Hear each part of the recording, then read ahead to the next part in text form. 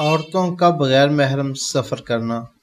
قبلہ مفتی صاحب السلام علیکم ورحمۃ اللہ وبرکاتہ۔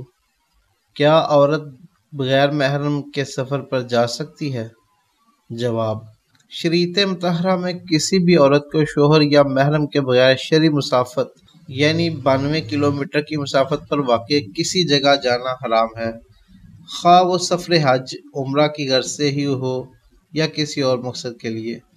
حضرت سیدنا ابو سعید خدری رضی اللہ تعالیٰ عنہ سے مروی ہے کہ نبی پاک صلی اللہ تعالیٰ علیہ وسلم نے فرمایا، جو عورت اللہ اور قیامت کے دن پر ایمان رکھتی ہے، اس کے لیے 3 دن یا اس سے زیادہ کا سفر کرنا حلال نہیں ہے، مگر جب کہ اس کے ساتھ اس کا باپ یا بیٹا یا شوہر یا بھائی یا اس کا کوئی محرم ہو۔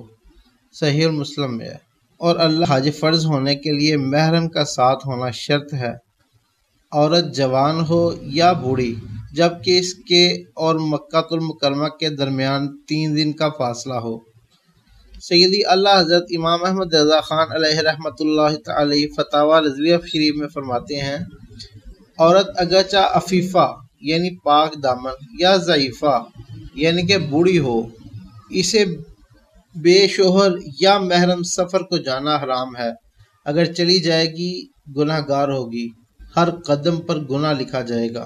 صدر الشریعہ مفتی محمد اعظم علی اعظمی علیہ رحمۃ اللہ فرماتے ہیں، عورت کو مکہ تک جانے میں 3 دن یا زیادہ کا راستہ ہو تو اس کے ہمراہ شوہر یا محرم ہونا شرط ہے، خواہ وہ عورت جوان ہو یا بڑھیا۔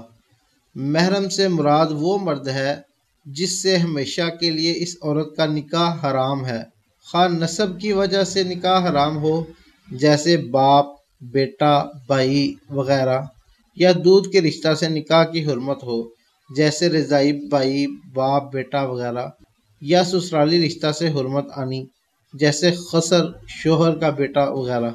واللہ اعلم بالصواب۔